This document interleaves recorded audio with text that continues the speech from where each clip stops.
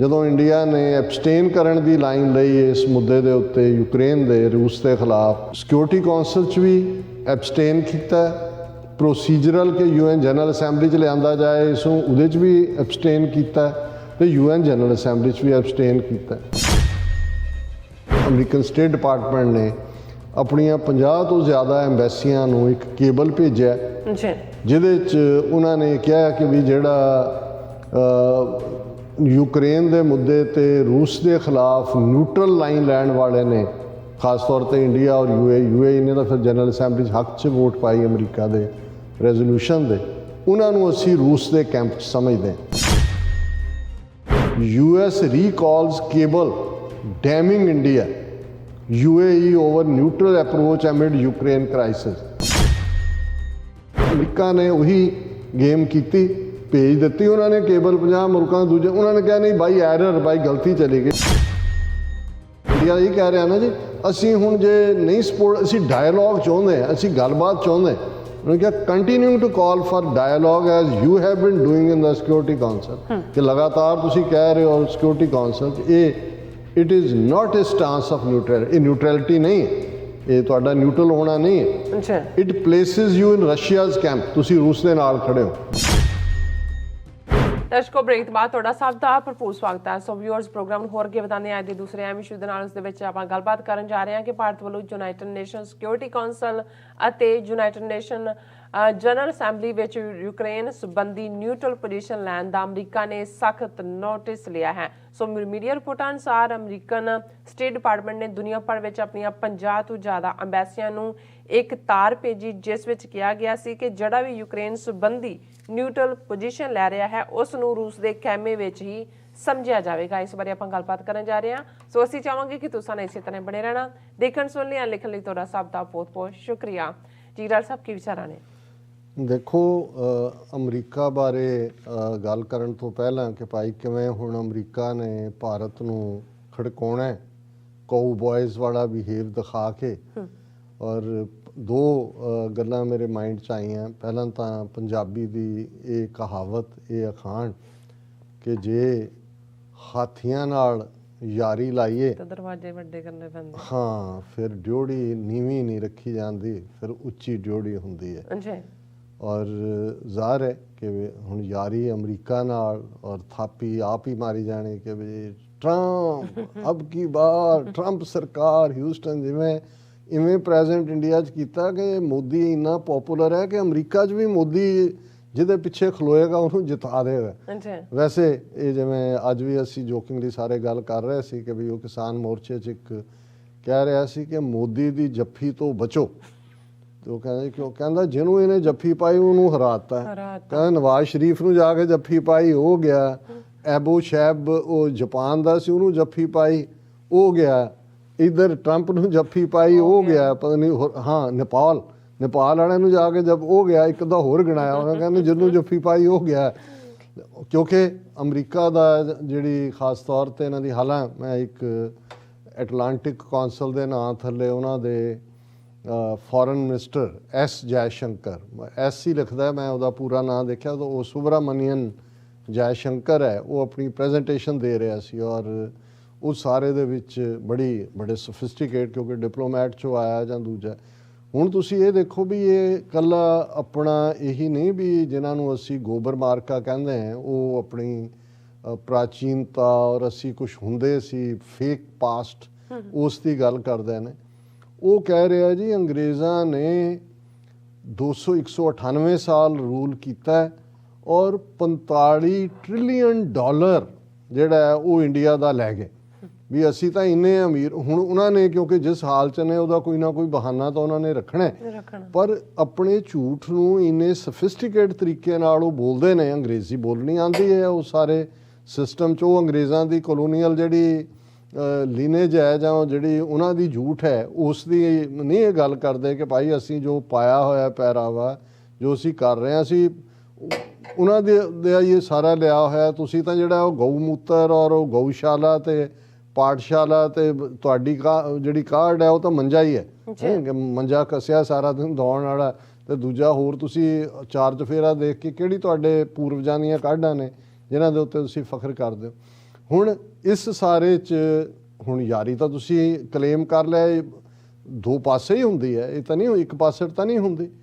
ਹੁਣ ਜਦੋਂ ਟੈਸਟ ਦਾ ਟਾਈਮ ਆਇਆ, ਪਹਿਲਾਂ ਤਾਂ ਅਮਰੀਕਾ ਨਾਲ ਰਲ ਕੇ ਚੀਨ ਨੂੰ ਵੀ ਵੰਗਾਰਤਾ, ਭਾਵੇਂ ਉੱਥੇ ਵੀ ਜੁੱਤੀਆਂ ਖਾਧੀਆਂ, ਫਿਰ ਵੀ ਅਮਰੀਕਾ ਨੇ ਚੀਨ ਨੂੰ ਘੂਰ ਦਿੱਤਾ ਹੈ ਕਿ ਜੀ ਇੰਟੀਮੀਡੇਟ ਕਰ ਰਿਹਾ ਹੈ, ਆਪਣੇ ਗੁਆਂਢੀਆਂ ਨੂੰ, ਕੁਆਦ ਦੇ ਵਿੱਚ ਵੀ ਇੰਡੀਆ ਨੂੰ ਲੈ ਆਂਦਾ। ਲੇਕਿਨ ਹੁਣ ਇਹ ਜਦੋਂ ਇੰਡੀਆ ਨੇ ਐਬਸਟੇਨ ਕਰਨ ਦੀ ਲਾਈਨ ਲਈ ਇਸ ਮੁੱਦੇ ਦੇ ਉੱਤੇ, ਯੂਕਰੇਨ ਦੇ, ਰੂਸ ਦੇ ਖਿਲਾਫ, UN ਸਿਕਿਉਰਿਟੀ ਕੌਂਸਲ ਦਾ ਜੇ ਇੰਡੀਆ ਮੈਂਬਰ ਨਾ ਹੁੰਦਾ ਫਿਰ ਵੀ ਸ਼ਾਇਦ ਇੰਨਾ ਨਾ ਹੁੰਦਾ।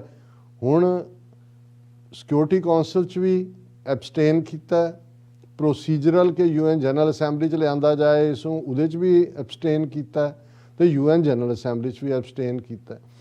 ਤੇ ਹੁੰਦਾ ਇਹ ਹੈ, ਦੂਸਰੀ ਗੱਲ, ਬੇਸ਼ੱਕ ਡਿਪਲੋਮੇਸੀ ਦੇ ਵਿੱਚ ਅਮਰੀਕਾ ਦਾ ਇੱਕ ਤਰੀਕਾ ਹੈ, ਔਰ ਉਹ ਹੁਣ ਜਿਹੜੀ ਖਬਰ ਅੱਜ ਮੇਨ ਹੈ ਕਿ ਕਿਵੇਂ ਅਮਰੀਕਨ ਐਮਬੈਸੀ ਨੇ ਆਪਣੀਆਂ 50 ਤੋਂ ਜ਼ਿਆਦਾ, ਅਮਰੀਕਨ ਸਟੇਟ ਡਿਪਾਰਟਮੈਂਟ ਨੇ ਆਪਣੀਆਂ 50 ਤੋਂ ਜ਼ਿਆਦਾ ਐਮਬੈਸੀਆਂ ਨੂੰ ਇੱਕ ਕੇਬਲ ਭੇਜਿਆ, ਜਿਹਦੇ 'ਚ ਉਹਨਾਂ ਨੇ ਕਿਹਾ ਕਿ ਵੀ ਜਿਹੜਾ ਯੂਕਰੇਨ ਦੇ ਮੁੱਦੇ ਤੇ ਰੂਸ ਦੇ ਖਿਲਾਫ ਨਿਊਟਰਲ ਲਾਈਨ ਲੈਣ ਵਾਲੇ ਨੇ, ਖਾਸ ਤੌਰ ਤੇ ਇੰਡੀਆ ਔਰ UAE ਨੇ ਤਾਂ ਫਿਰ ਜਨਰਲ ਅਸੈਂਬਲੀ 'ਚ ਹੱਕ 'ਚ ਵੋਟ ਪਾਈ ਅਮਰੀਕਾ ਦੇ ਰੈਜ਼ੋਲੂਸ਼ਨ ਦੇ, ਉਹਨਾਂ ਨੂੰ ਅਸੀਂ ਰੂਸ ਦੇ ਕੈਂਪ 'ਚ ਸਮਝਦੇ ਹਾਂ।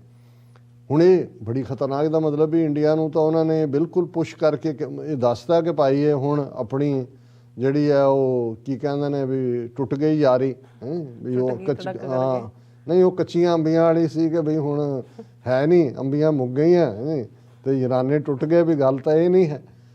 ਹੁਣ ਉਹ ਭੇਜ ਦਿੱਤੀ ਕੇਬਲ ਉਹਨਾਂ ਨੇ, ਤੇ ਨਾਲ ਦੀ ਨਾਲ ਅਗਲੇ ਦਿਨ ਆਇਆ ਨਹੀਂ ਉਹ ਬਾਈ ਐਰਰ ਸੀ ਔਰ ਇਹ ਉਹ। ਹੁਣ ਇਹ ਮੈਨੂੰ ਇਹਦੇ ਤੋਂ ਇਹ ਗੱਲ ਆਈ, ਬਹੁਤ ਵਾਰੇ ਹੁੰਦਾ ਜਦੋਂ ਕੇਸ ਅਦਾਲਤ ਦੇ ਵਿੱਚ ਚੱਲ ਰਿਹਾ ਹੁੰਦਾ ਤੇ ਇੱਕ ਵਕੀਲ ਉਸ ਪੈਰਾਮੀਟਰ ਤੋਂ ਬਾਹਰ ਜਾ ਕੇ ਦੂਸਰਾ ਜਿਹੜਾ ਜਿਹਦੇ ਖਿਲਾਫ ਉਹ ਆਰਗੂ ਕਰ ਰਿਹਾ ਹੁੰਦਾ ਉਹਦੇ ਤੇ ਕੋਈ ਪਰਸਨਲ ਇਲਜ਼ਾਮ ਲਾ ਦਿੰਦਾ, ਜਿਹੜਾ ਠੀਕ ਹੁੰਦਾ ਕਿ ਦੇਖੋ ਜੀ ਇਸ ਬੰਦੇ ਨੇ ਇਹ ਪਹਿਲਾਂ ਵੀ ਇਸ ਚੀਜ਼ ਦੀ ਕਨਵਿਕਸ਼ਨ ਹੋਈ ਸੀ ਤੇ ਇਹ, ਤੇ ਦੂਜਾ ਜਿਹੜਾ ਆਪੋਜ਼ਿਟ ਵਕੀਲ ਹੁੰਦਾ ਉਹ ਕਹਿੰਦਾ ਜਿਹੜਾ ਆਬਜੈਕਸ਼ਨ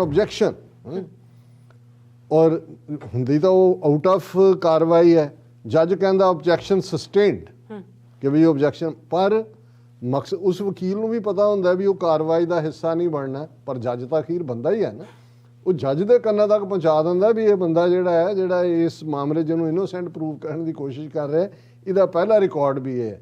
ਸੋ ਇਹ ਇੱਕ ਸਮਾਰਟਨੈਸ ਹੁੰਦੀ ਹੈ ਵਕੀਲਾਂ ਦੀ, ਔਰ ਅਮਰੀਕਾ ਨੇ ਉਹੀ ਗੇਮ ਕੀਤੀ, ਭੇਜ ਦਿੱਤੀ ਉਹਨਾਂ ਨੇ ਕੇਬਲ 50 ਮੁਲਕਾਂ ਦੇ ਦੂਜੇ, ਉਹਨਾਂ ਨੇ ਕਿਹਾ ਨਹੀਂ ਬਾਈ ਐਰਰ, ਬਾਈ ਗਲਤੀ ਚਲੀ ਗਈ। ਹੁਣ ਉਹ ਕੇਬਲ ਕੀ ਹੈ ਇਹ, ਔਰ ਇਹਨਾਂ ਦੇ ਆਪਣਾ ਜਿਹੜੀ ਇਸ ਵੇਲੇ ਹੈਡਲਾਈਨ ਇਹਨਾਂ ਦੇ ਮੀਡੀਆ ਦੀ ਬਣੀ ਹੈ, US recalls cable damning India, UAE over neutral approach amid Ukraine crisis, ਕਿ ਵੀ ਡੈਮਿੰਗ ਇੰਡੀਆ, ਕਿ ਇੰਡੀਆ ਨੂੰ ਡੈਮ ਕਰਨ ਵਾਲੀ ਜਿਹੜੀ ਹੈ, ਔਰ ਇੰਡੀਅਨ ਐਕਸਟਰਨਲ ਅਫੇਅਰਸ ਮਿਨਿਸਟਰੀ ਨੇ ਇਹਦੇ ਤੇ ਕੋਈ ਵੀ ਟਿੱਪਣੀ ਕਰਨ ਤੋਂ ਨਾ ਕਰ ਦਿੱਤੀ।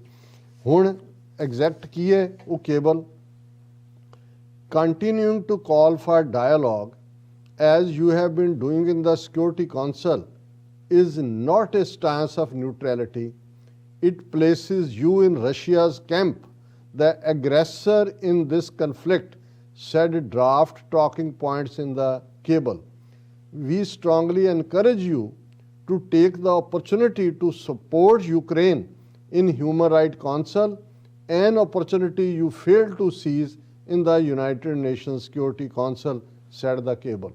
ਹੁਣ ਇਹਦੇ 'ਚ ਕੋਈ ਇਫ ਐਂਡ ਬਟ ਨਹੀਂ ਹੈ, ਬੜਾ ਕਲੀਅਰਲੀ ਹੈ ਕਿ ਇੰਡੀਆ ਇਹ ਕਹਿ ਰਿਹਾ ਨਾ ਜੀ ਅਸੀਂ ਹੁਣ ਜੇ ਨਹੀਂ ਸਪੋਰਟ, ਅਸੀਂ ਡਾਇਲੋਗ ਚਾਹੁੰਦੇ ਹਾਂ, ਅਸੀਂ ਗੱਲਬਾਤ ਚਾਹੁੰਦੇ। ਉਹਨੇ ਕਿਹਾ continuing to call for dialogue as you have been doing in the security council, ਕਿ ਲਗਾਤਾਰ ਤੁਸੀਂ ਕਹਿ ਰਹੇ ਹੋ ਸਿਕਿਉਰਿਟੀ ਕਾਉਂਸਲ 'ਚ, ਇਹ it is not A stance of neutral, ਇਹ ਨਿਊਟਰੈਲਿਟੀ ਨਹੀਂ ਹੈ, ਇਹ ਤੁਹਾਡਾ ਨਿਊਟਰਲ ਹੋਣਾ ਨਹੀਂ ਹੈ। It places you in Russia's camp, ਤੁਸੀਂ ਰੂਸ ਦੇ ਨਾਲ ਖੜੇ ਹੋ, ਡਿਸਾਈਡ ਕਰੋ ਕਿ ਭਾਈ ਤੁਸੀਂ ਕੀ ਹੋ। ਦ ਐਗਰੈਸਰ ਇਨ ਦਿਸ ਕਨਫਲਿਕਟ, ਕਿ ਜਿਹੜਾ ਇਸ ਝਗੜੇ ਦੇ ਵਿੱਚ ਹਮਲਾਵਰ ਹੈ, ਤੁਸੀਂ ਜੇ ਉਹਦੇ ਖਿਲਾਫ ਨਹੀਂ ਬੋਲ ਰਹੇ, ਤੁਸੀਂ ਕਹਿੰਦੇ ਹੋ ਜੀ ਅਸੀਂ ਨਿਊਟਰਲ ਹੈ, ਇਹਦਾ ਮਤਲਬ ਹੈ ਵੀ ਤੁਸੀਂ ਉਹਦੇ ਨਾਲ ਹੋ।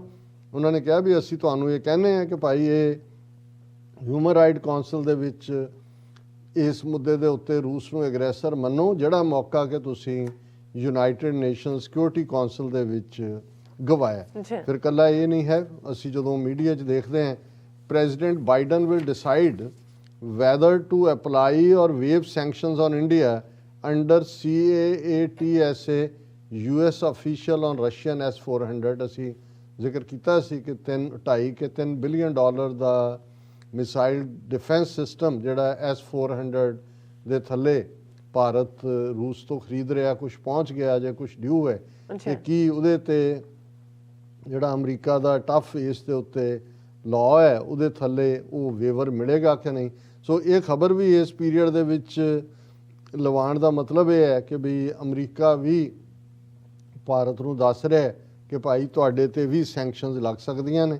ਔਰ ਇਸ ਸਾਰੇ ਦੇ ਚੱਲਦੇ ਆ ਐਮਰਜੈਂਸੀ ਮੀਟਿੰਗ ਬੇਸ਼ੱਕ ਉਹ ਵਰਚੁਅਲੀ ਹੋਈ ਕੁਆਡ ਦੀ, ਇਹ ਜਿਹੜੀ ਹੈ Quad meets amid tensions over Ukraine, sudden summit convened by president Biden as divisions emerge between India's abstentions and US, Japan, Australia tough line on Moscow। ਹੁਣ ਆਸਟ੍ਰੇਲੀਆ ਵੀ ਖੁੱਲ੍ਹ ਕੇ ਖਲੋਤਾ America ਨਾਲ, ਜਾਪਾਨ ਵੀ ਖਲੋਤਾ ਹੈ, ਇੰਡੀਆ ਜਿਹਨੂੰ ਉਹਨਾਂ ਨੇ ਕਿਹਾ ਵੀ ਨਿਊਟਰਲ ਨਹੀਂ, ਇਹਦਾ ਮਤਲਬ ਰਸ਼ੀਆਜ਼ ਕੈਂਪ ਹੈ। ਕੁਆਡ ਦੇ ਵਿੱਚ ਹੋਈ ਗੱਲਬਾਤ, ਨਿਕਲਣੀ ਤਾਂ ਕੁਛ ਨਹੀਂ ਸੀ, ਲੇਕਿਨ ਮੋਦੀ ਉਹਦੇ 'ਚ ਕਹਿ ਰਿਹਾ, PM Modi asks Quad to focus on core objectives, ਵੀ ਤੁਸੀਂ ਭੱਜੇ ਹੋਏ ਹੋ ਜਿੱਥੇ ਤੁਹਾਡੀ ਪੋਜੀਸ਼ਨ ਲੈਣੀ ਬਣਦੀ ਹੈ, ਲੇਕਿਨ ਹੁਣ ਤੁਸੀਂ ਕੋਰ ਓਬਜੈਕਟਿਵਸ ਦੀ ਗੱਲ ਕਰ ਰਹੇ। ਔਰ ਇਹ ਜਿਹੜਾ ਅਮਰੀਕਾ ਦਾ ਇਸ ਦੇ ਉੱਤੇ, ਔਰ ਆਸਟ੍ਰੇਲੀਆ ਜਿਹੜਾ ਉਹ ਥੋੜ੍ਹੀ ਜਿਹੀ ਮਲਮ ਲਾਉਣ ਦੀ ਕੋਸ਼ਿਸ਼ ਕਰ ਰਿਹਾ ਹੈ ਇੰਡੀਆ ਨੂੰ, ਕਹਿਣ ਲਈ ਨਹੀਂ ਨਹੀਂ ਤੂੰ ਗਿੱਦੜ ਨਹੀਂ ਹੈ, ਤੂੰ ਜੰਗਲ ਦਾ ਰਾਜਾ ਹੈ। India is natural leader of Quad in Indo-Pacific region, says Australian High Commissioner Mr. Barry O'Farrell says defence exercise Milan demonstrates cooperation amongst countries in the region। So ਇਹ ਤਾਂ ਜਿਹਨੂੰ ਕਹਿੰਦੇ ਨੇ ਵੀ ਫਲਾਫੇਬਾਜ਼ੀ ਜਾਂ ਝੂਠੇ ਫੁੱਲ ਪਾਣੇ, ਪਰ ਅਮਰੀਕਾ ਨੇ ਉਸ ਕੇਬਲ ਰਾਹੀਂ ਜਿਹੜੀ 50 ਉਹਨਾਂ ਨੇ ਆਪਣੀਆਂ ਐਮਬੈਸੀਆਂ ਨੂੰ ਭੇਜੀ, ਉਹਨਾਂ ਨੇ ਇਹ ਇੰਡੀਆ ਨੂੰ ਵਾਰਨ ਕਰ ਦਿੱਤਾ ਕਿ ਭਾਈ ਅਸੀਂ ਤੁਹਾਨੂੰ ਰਸ਼ੀਆ ਦੇ ਖੈਮੇ 'ਚ ਮੰਨਦੇ ਹਾਂ, ਤੇ ਹੁਣ ਅਸੀਂ ਕੀ ਕਹਿ ਸਕਦੇ ਹਾਂ ਕਿ ਹੋਰ ਚੁੱਪੋ ਪੋਨੇ। ਜੀ ਡਾਕਟਰ ਸਾਹਿਬ ਤੁਹਾਡਾ ਬਹੁਤ ਸ਼ੁਕਰੀਆ। ਸੋ ਇੱਥੇ ਲੈਣੇ ਬ੍ਰੇਕ, ਵਿਊਅਰਸ ਤੁਸੀਂ ਸਾਨੂੰ ਇਸੇ ਤਰ੍ਹਾਂ ਬਣੇ ਰਹਿਣਾ, ਮਿਲਦੇ ਹਾਂ ਆਫਟਰ ਦਿਸ ਸ਼ਾਰਟ ਬ੍ਰੇਕ।